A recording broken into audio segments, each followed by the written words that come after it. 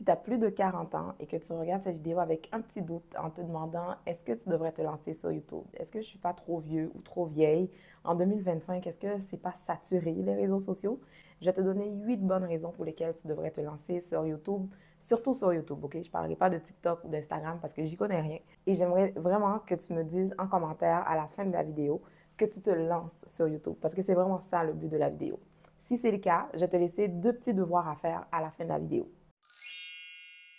Mon nom est Daphné, je suis maman de 3 enfants, je travaille à temps plein, j'ai 41 ans. On s'est lancé sur YouTube en décembre 2021. On a une petite chaîne familiale ici et je partage ma vie de maman qui travaille à temps plein et j'aimerais te motiver toi aussi à te lancer sur YouTube. La première chose que je veux te dire, c'est que l'âge n'a jamais été un frein pour réaliser ses rêves, surtout sur l'Internet. Donc, si tu penses que YouTube n'est pas pour toi parce que tu penses que c'est saturé, je t'assure, il y a de la place pour tout le monde. Tout le monde finit par trouver son public.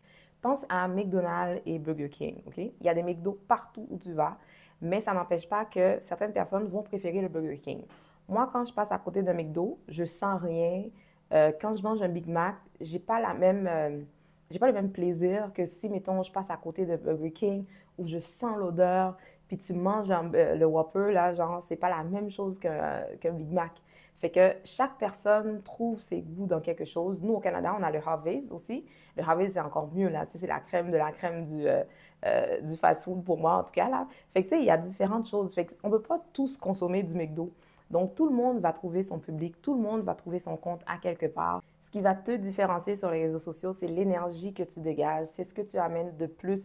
Il y a une phrase en anglais qui dit que c'est quoi encore? Notre énergie nous présente avant même qu'on commence à parler.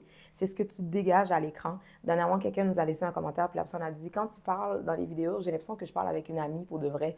Puis, tu sais, c'est pas partout qu'on va retrouver cette énergie-là dans une vidéo. Fait que toi, tu peux amener ta propre énergie sur YouTube. Tu peux amener ta propre façon de faire. Puis ça, c'est super génial parce que YouTube, c'est une plateforme qui est diversifiée. Il y a toutes sortes de personnes qui consomment YouTube et il y a toutes sortes de personnes qui font YouTube aussi. Alors, j'espère vraiment que cette vidéo sera le petit coup de pied aux fesses que tu avais besoin pour te lancer sur YouTube dès maintenant. Bon, peut-être pas maintenant, là, mais on va dire genre demain, cette semaine, OK?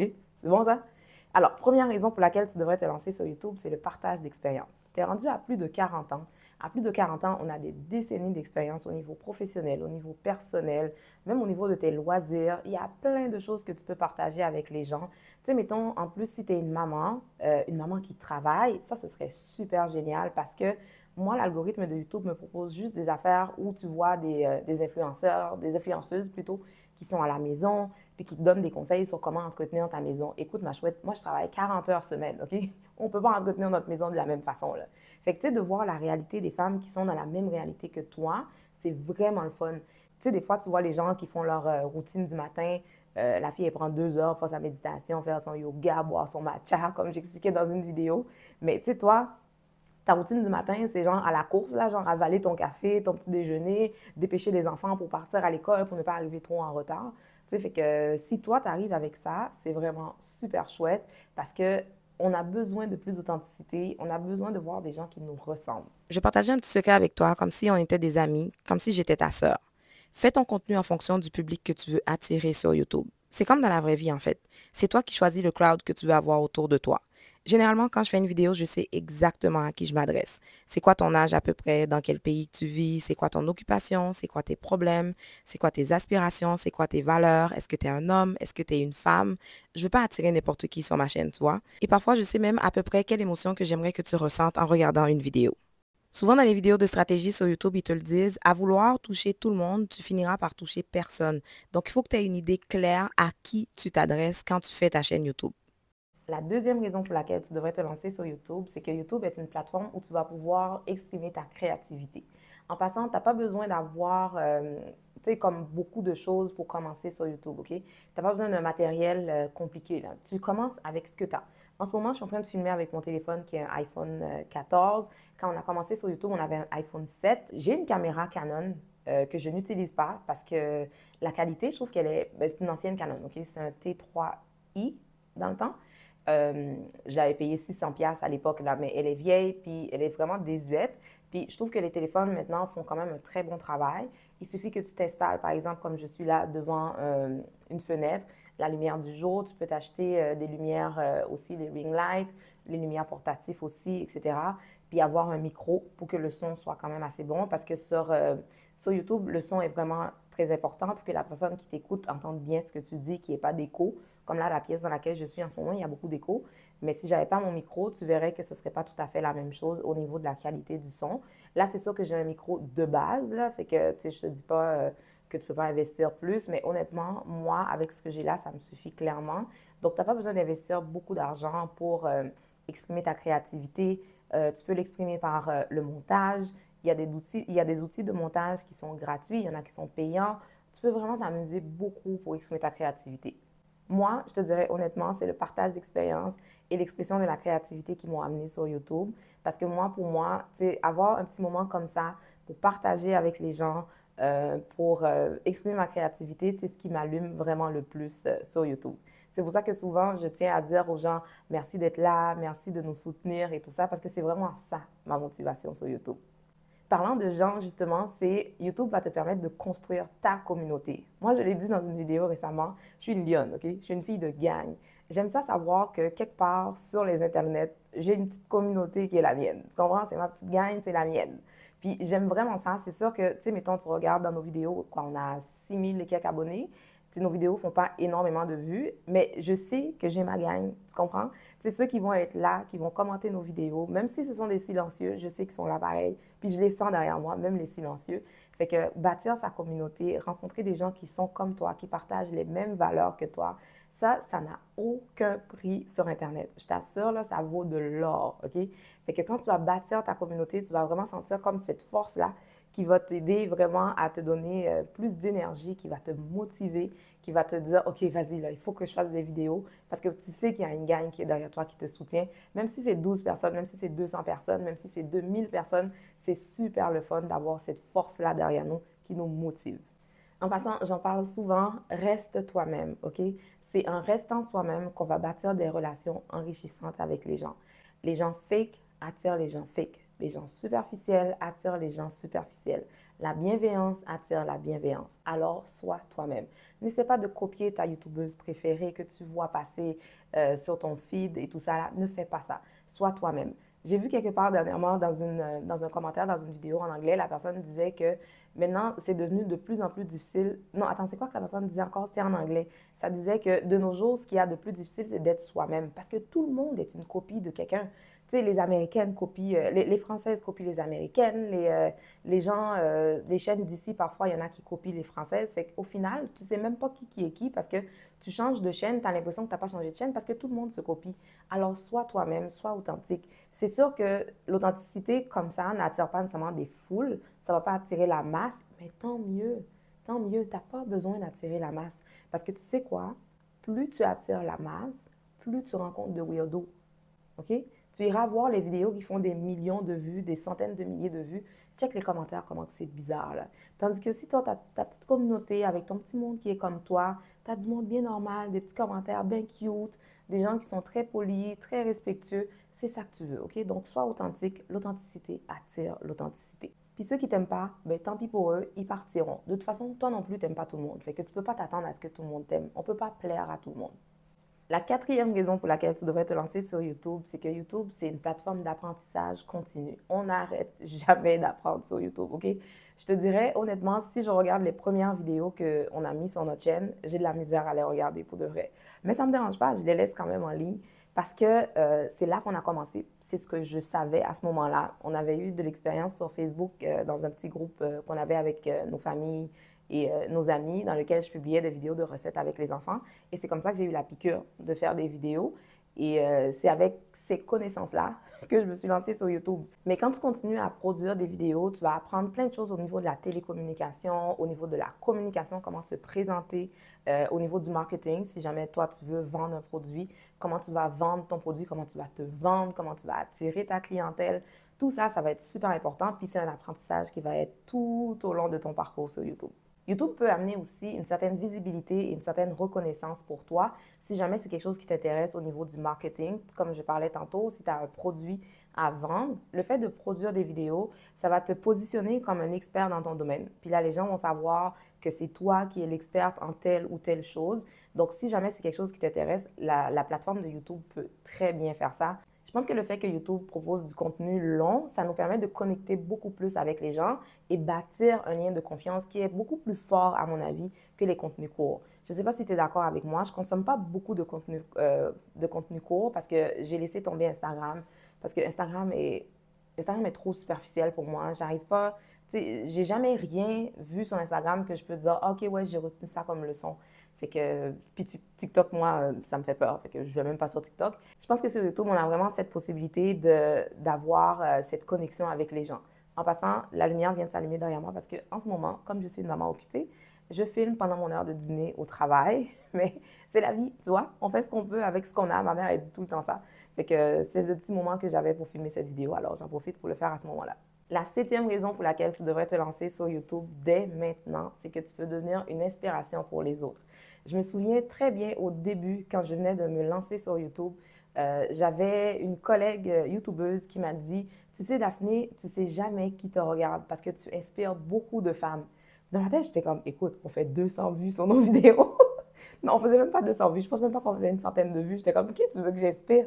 Puis, tu sais, des fois, je regarde encore les commentaires, même dans les anciennes vidéos. Tu sais jamais qui te regarde, OK? Fait que des fois, quand tu te lances sur YouTube, en montrant aux gens que tu es toi-même, que tu produis tes vidéos malgré tout, ça donne la force à d'autres personnes pour qu'ils puissent se dire, ben, tu sais quoi, moi aussi, je peux le faire. Bon, tu vois, j'ai ma Juju qui vient d'arriver pendant que je suis en train de filmer. Qu'est-ce que je disais encore? Inspirer les autres. Euh, Stéphanie, je suis en train de faire une vidéo, puis je disais dedans que quand on se lance sur YouTube, ça peut inspirer les autres. Parce que quand tu te lances comme ça, que tu montres que ça ne prend pas une équipe de production derrière toi pour te lancer, ça ne prend pas nécessairement, tu sais, tu n'as pas besoin d'être parfait. Ça peut inspirer d'autres personnes à poursuivre leurs rêves aussi. Est-ce que tu es d'accord avec ça? Oui, en plus, tu sais, c'est comme ça peut montrer aussi que tu as une vie toute simple. Tu n'as pas besoin de faire des affaires extraordinaires pour pouvoir. Veux-tu que je te donne un micro? Attends, je vais te donner un Ouais, micro. pourquoi pas? Mais oui. Je sais pas beaucoup de temps. Ah, celui-là est déchargé. Moment réel. Alors, vas-y, tu nous disais quoi? Ben, je disais que quand on regarde certaines chaînes, on peut avoir une espèce de complexe d'infériorité ou syndrome de l'imposteur, là. Tu sais, tu te dis, ah, mais non, tu sais, moi, je ne vais pas aller là. Les gens, ils sont là-bas, ils font plein d'affaires et tout. Moi, je fais. Tu trouves que la vie ordinaire. Je trouve que sur YouTube, des fois, on dirait que les gens, ils ne montrent plus la vie ordinaire. Il faut toujours que ce soit quelque chose de. Tu sais, les maisons doivent être super ci, super ça et tout. Tandis que, ben, se lancer sur YouTube, quand on regarde une chaîne inspirante comme la tienne, ben, ce que ça fait, c'est que ça permet de voir que, ben, écoute, on peut montrer la vraie vie simplement. Puis si j'arrivais chez toi, genre, un vendredi soir à cette heure-là, à telle heure, ben, ça aurait l'air de ça pour de vrai, tu sais.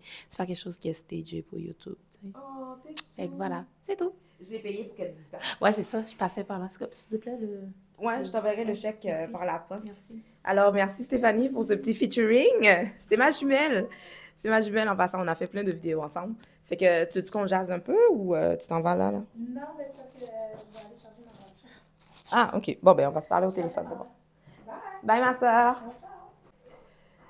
Oh my God, ces petits moments de la vie, j'aime trop ça.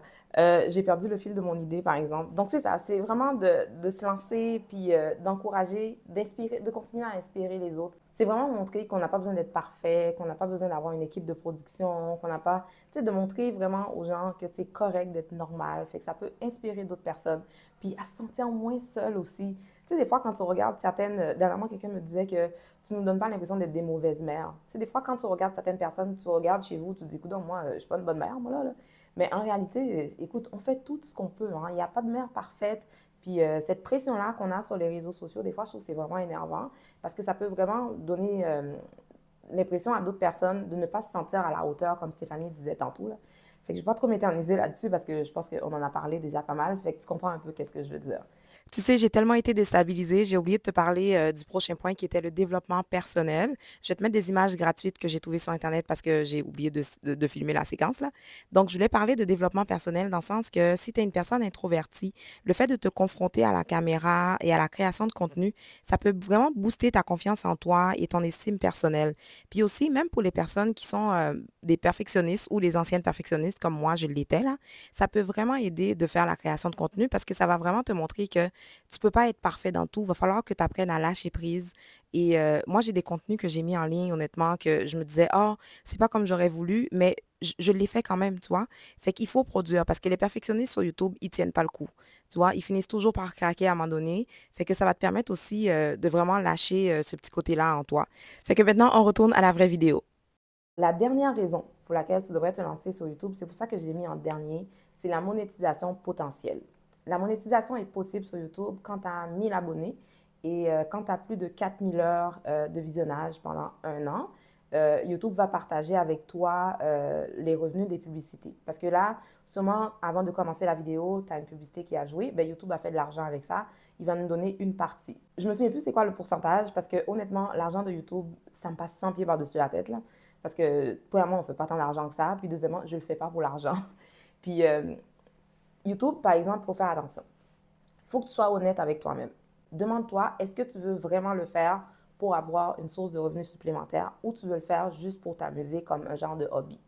Parce que si tu dis que tu veux faire YouTube pour avoir une source de revenus supplémentaire, il va falloir que tu rentres dans la game. Parce qu'il y a une game sur YouTube, OK? Puis, tu le sens quand les gens le font pour l'argent. En tout cas, moi, je le vois. Je le vois, je le sens. Puis, tu n'as pas le choix, là, parce qu'il faut que tu joues la game parce que c'est l'argent qui t'attire, toi. C'est l'argent que tu veux faire. Il faut que tu fasses attention pour tes nombres de vues, pour le nombre d'abonnés. C'est comme ça que les compagnies vont être attirées par toi pour avoir du sponsorship, pour avoir des liens affiliés, des choses comme ça.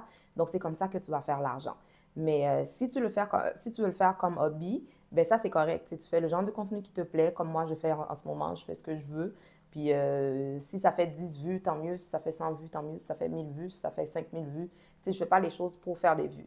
Mais si tu veux vraiment faire de l'argent sur YouTube, il faut que tu rentres dans la game. L'argent ne devrait pas être ta principale source de motivation parce que l'argent sur YouTube varie. Par exemple, au mois de décembre, pendant les fêtes, je crois que les revenus publicitaires rapportent plus d'argent que par exemple au mois de janvier ou en été où c'est un peu plus lent. Fait que si tu comptes sur l'argent de YouTube pour gagner ta vie, commence pas à aller quitter ton travail comme des fois je vois des vidéos américaines. Là. Quitte pas ton travail de 9 à 5 pour aller sur YouTube parce que à part si tu fais vraiment énormément de vues, que tu as des partenariats, que tu as des liens sponsorisés, des grosses chaînes, là OK, peut-être que des liens affiliés, excuse-moi. Peut-être que là, tu peux gagner ta vie. Mais si tu as une chaîne de taille moyenne, ne quitte pas ton emploi pour aller te lancer à 100% sur les réseaux sociaux parce que tu vas vraiment frapper un mur à un moment donné. Comme j'ai dit au début de la vidéo, YouTube a besoin de toi. Le monde a besoin d'entendre ta voix. Alors, j'espère sincèrement que cette vidéo va te donner le goût de te lancer. Tu vas te distinguer sur YouTube par ta façon d'être, par ta façon de t'exprimer, par l'énergie que tu dégages. Ça, c'est super important. Alors, ne pense pas que tu n'as pas ta place, OK? Maintenant que tu as regardé la vidéo jusqu'au bout, dis-moi, qu'est-ce que tu as envie de faire? Si tu as envie de te lancer, laisse-moi savoir ça en commentaire, comme j'ai dit tout à l'heure. Et j'ai 2 petits devoirs pour toi. Moi, dans la vie, je suis une prof, OK? J'aime ça donner des devoirs. Le premier devoir, c'est de te trouver ce qu'on appelle en anglais une niche. Essaie de ne pas trouver une niche qui est trop restreinte non plus, parce que ce qui peut arriver, c'est qu'à un moment donné, tu vas faire le tour et tu vas faire un burn-out. Parce que tu vas être fatigué de parler tout le temps de la même chose. C'est ce qui arrive souvent à certaines chaînes américaines, là, que les gens sont comme tannés de parler tout le temps de la même chose. Ils se fatiguent à un moment donné. Exemple, nous, la première vidéo qui a eu du succès sur notre chaîne, c'était la vidéo de lavage de cheveux de ma fille Léa. Mais si j'étais sur YouTube pour faire de l'argent, pour avoir une grosse chaîne, ben, les gens disaient, ben, continue à faire des vidéos de cheveux. Mais l'affaire, c'est que moi, je ne voulais pas être une chaîne de cheveux. J'ai toujours voulu faire du contenu varié parce que je ne veux pas que l'algorithme de YouTube me mette dans une case. Ça nous a fait très mal au début parce que les gens à qui YouTube proposait nos vidéos après, ben, ils ne voulaient plus voir vraiment ce qu'on faisait parce que les gens venaient pour le contenu de cheveux. Mais petit à petit, on a fini par trouver notre monde, tu vois. Puis, tu peux trouver un sujet qui est quand même large, mais ne va pas trop centrer pour ne pas que tu te fatigues vite et que tu fasses rapidement le tour du sujet. Deuxième petit devoir, c'est que tu vas filmer au moins 2 vidéos sur le sujet. Installe-toi comme je suis là, OK, face à une fenêtre, un trépied. Si tu n'as pas de trépied, tu mets un livre, un minimum de montage, pas trop de montage, OK? Pour le moment, tu veux juste commencer. tes premières vidéos vont être les pires vidéos que tu vas tourner. Puis, il n'y aura pas grand monde qui va les regarder de toute façon. Mais tu sais quoi? Il faut que tu te lances. Donc, fais-le simplement. Vas-y avec qu'est-ce que tu as. Ne te mets pas de pression dessus. N'essaie pas d'être perfectionniste dans le montage parce que ça va te prendre énormément de temps. Puis, ça ne vaut pas la peine. Il faut juste que tu te lances. Donc, voici les 2 petits devoirs que j'ai pour toi. J'espère que cette vidéo t'aura motivé, t'aura poussé à te lancer sur YouTube. Si jamais tu pensais à ça depuis quelque temps, c'est ta motivation pour y aller maintenant. Okay? Si la vidéo t'a plu, je t'invite à nous laisser un petit pouce bleu parce que l'algorithme de YouTube aime beaucoup les likes. Laisse un petit commentaire pour te présenter si jamais c'est la première fois que tu passes ici. Et si tu es un ancien abonné ou une ancienne abonnée, merci d'être là comme d'habitude parce que c'est ça qui fait notre force sur YouTube. C'est notre petite communauté qu'on a derrière nous. Alors, merci d'en faire partie. YouTube pense que cette vidéo à l'écran pourrait te plaire, alors clique dessus et on se retrouve très bientôt. Bye!